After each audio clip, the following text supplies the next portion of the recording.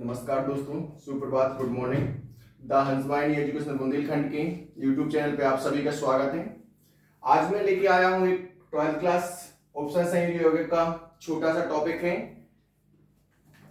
प्रभावकारी परमाणु संख्या क्या होती है। बच्चे से क्वेश्चन आता है। जैसा कि आप सभी को पता है, 12th क्लास का जो 9 टॉपिक है वो है ऑप्शन संयोगी यौगिक, जिसमें एक आपका छोटा सा टॉपिक है इफेक्टिव एटॉमिक नंबर अर्थात प्रभावकारी परमाणु संख्या। तो आज हम इस छोटे से टॉपिक को क्लियर करेंगे। जैसे कि आपने देखा होगा, आपके सामने बोर्ड पे कुछ एग्जाम्पल लिखे हुए हैं।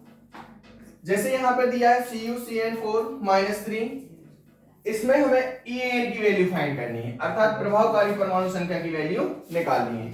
तो आप सभी को पता होना चाहिए इसका जो फॉर्मूला होता है इफेक्टिव परमाणु संख्या का, केंद्र धातु की परमाणु संख्या माइनस आयन बनाने में कम हुए इलेक्ट्रॉन प्लस बंध बनाने में प्राप्त हुए इलेक्ट्रॉन, अर्थात केंद्र धातु परमाणु की संख्या माइनस आयन बनाने में कम हुए इलेक्ट्रॉन प्लस बंध बनाने में प्राप्त हुए इलेक्ट्रॉन इक्वल हमारा फॉर्मूला क्या होता है, EN अर्थात प्रभावकारी परमाणु संख्या होता है। क्लियर है?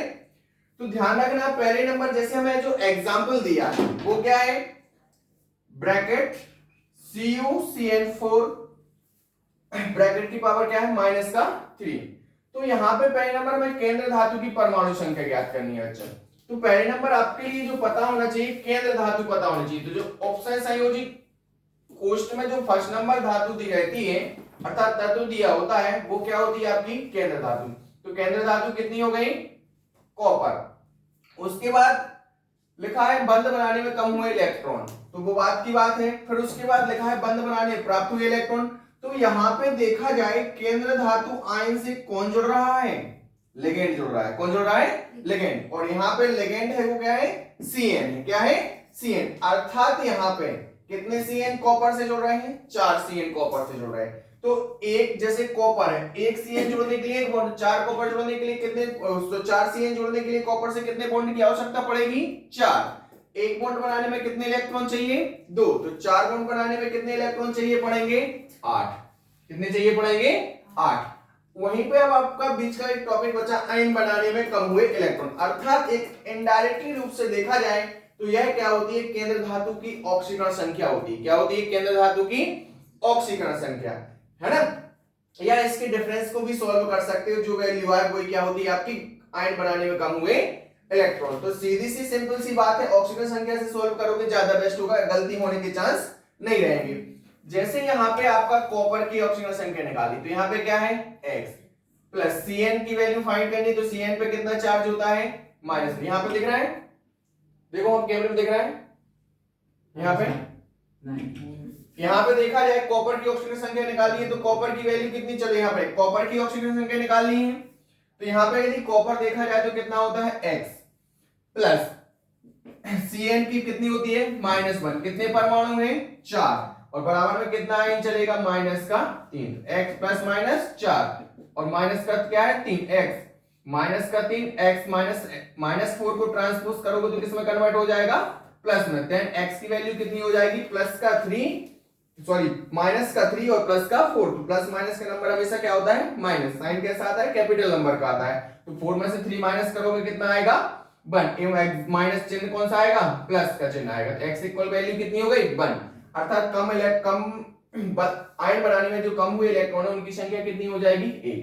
अब इसको सॉल्व कर दें तो कितना आ जाएगा, देखो फॉर्मूला क्या था, केंद्र धातु परमाणु की संख्या माइनस कम हुए आयन बनाने में कम हुए इलेक्ट्रॉन, और यहाँ पे बंध बनाने में प्राप्त हुए इलेक्ट्रॉन। तो 29 में से 1 गया, कितना बचा, 28। 28 में 8 जोड़ोगे कितना हो जाएगा, 36।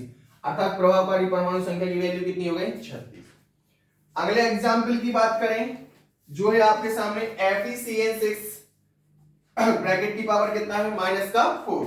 तो यहाँ पे देखा जाए आयरन का जो परमाणु क्रमांक होता है, केंद्र धातु क्या है, आयरन। आयरन का परमाणु क्रमांक कितना होता है, 26।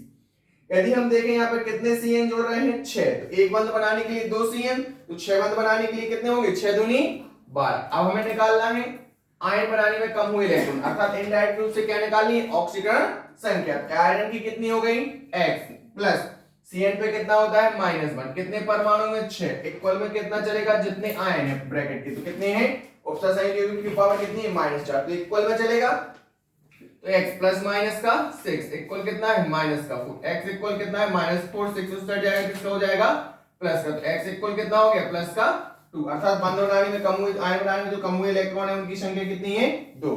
अब यहाँ पे सॉल्व करते हैं, इनको माइनस करना है, इनको क्या करना है प्लस, जैसे कि आपको फॉर्मूले में बताया है। तो 26 में से 2 जाएंगे कितने बचेंगे 24, 24 में 12 जोड़ोगे कितना हो जाएगा आपका 36, ये भी हो गया। इसके बाद देखा जाए नेक्स्ट, जैसे हमारा यहाँ पे दिया है CuNH3 का होल 6 और ब्रैकेट की पावर कितना है 3, इसमें हमें क्या निकालना है En अर्थात प्रभावकारी परमाणु संख्या। तो पहले नंबर देखें केंद्र धातु क्या है कोबाल्ट, कोबाल्ट का जो परमाणु क्रमांक है वो कितना होता है बच्चा 27 होता है, कितना होता है 27। इसमें लेगेंड कितने जुड़ रहे हैं आपके 6, अर्थात 6 लेगेंड जोड़ने के लिए कितने इलेक्ट्रॉन की आवश्यकता पड़ेगी, अर्थात एक बंध बनाने के लिए 2, तो 6 बंध बनाने के लिए कितने 12। तो यहाँ पे देखा जाए तो प्रभाव ये आपका प्रबंध बनाने में प्राप्त हुए इलेक्ट्रॉन कितने हो जाएंगे 12।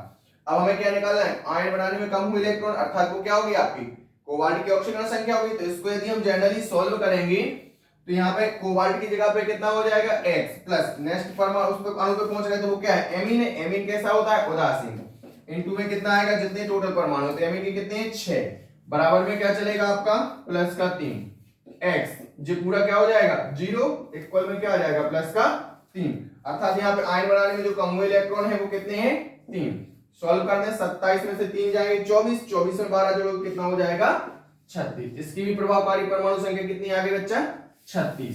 इसके बाद नेक्स्ट एग्जांपल आपके सामने दिया है NiCO का होल 4 दिया है, क्लियर है। तो यहाँ पे हमें इसकी प्रभावकारी परमाणु संख्या ज्ञात करनी है, क्लियर है। तो यहाँ पे यदि देखा जाए निकेल का परमाणु क्रमांक कितना होता है 28, यहाँ पे CO है, इसके कितने परमाणु है 4 परमाणु, किससे जुड़ रहे हैं निकेल केंद्र धातु आयन से जुड़ रहे हैं, एक बंध बनाने के लिए 2, तो 4 बंध बनाने के लिए कितने चाहिए पड़ेंगे 8। अब निकालने हमें क्या CO की हमें आयन बनाने में कम हुए इलेक्ट्रॉन, अर्थात ये ऑक्सीजन संख्या निकालनी, तो निकेल का कितना हो गया x प्लस CO कैसा होता है उदासीन होता है, कैसा होता है उदासीन होता है। यहाँ पे इसके ऊपर कोई चार्ज होगा, इसकी वैल्यू क्या होनी चाहिए निकेल कोबाल्ट के ऊपर कौन सा चार्ज है, कोई चार्ज नहीं है। तो यहाँ पे जो इसकी ऑक्सीजन संख्या आनी है वो कितनी आएगी, देखो यहाँ पे निकेल हो गया, इसकी CO कैसा होता है उदासीन, और जब ऑप्शन संयोजी कोष्ठ के ऊपर कोई चार्ज नहीं तो बराबर में क्या आएगा 0, x इक्वल क्या हो गया बच्चा 0, क्लियर है। तो यहाँ पे भी क्या आ जाएगा आयन बनाने में कम हुए इलेक्ट्रॉन 0, 28 में 8 जोड़ोगे तो JB कितना हो जाएगा आपका 36। अब आपका सिंपल बचा PdCl4 ब्रैकेट की पावर कितना है -4 है ना, इसके हमें En निकालना है अर्थात प्रभावकारी परमाणु संख्या निकाली। तो यदि हम PD क्या होता है लेड होता है, केंद्र धातु क्या है लेड, जिसका परमाणु क्रमांक कितना होता है 46 होता है, क्या होता है 46। अब क्लोरीन है, क्लोरीन कितने जुड़ रहा है 4, एक बंध बनाने में 2 परमाणु इलेक्ट्रॉन चाहिए पड़ेंगे, तो 4 बंध बनाने में 4 क्लोरीन जुड़ रहा है ना PD से, तो 4 बंध चाहिए, एक बंध बनाने में 2, तो 4 बंध बनाने में कितने चाहिए 8। अब यहाँ पे हमें क्या निकालनी है आयन बनाने में कम हुए इलेक्ट्रॉन, अर्थात इनडायरेक्ट रूप से क्या निकाली ऑक्सीजन संख्या। तो PD की ऑक्सीजन संख्या निकालोगे तो PD का कितना हो गया x, क्लोरीन पे -1 होता है, कितने परमाणु हैं 4, और बराबर में कितना चलेगा 2, x माइनस का 4 इक्वल कितना हो गया -2, x इक्वल -2 प्लस का 4, तो x इक्वल कितना आ जाएगा प्लस का 2। अब इसको सॉल्व करना है, 46 में से यहाँ पे इसको माइनस करना है और इसको जोड़ना है, 46 में से 2 गए कितने 44, 44 में 8 जोड़ोगे क्या हो जाएगा 52। इस तरीके से दोस्तों मैंने आपके लिए 5 एग्जाम्पल के AN अर्थात प्रभावकारी परमाणु संख्या निकालना सिखा दिया है। यदि यह वीडियो और टॉपिक से कुछ आपने सीखा हो तो वीडियो को लाइक एवं सब्सक्राइब करें। धन्यवाद।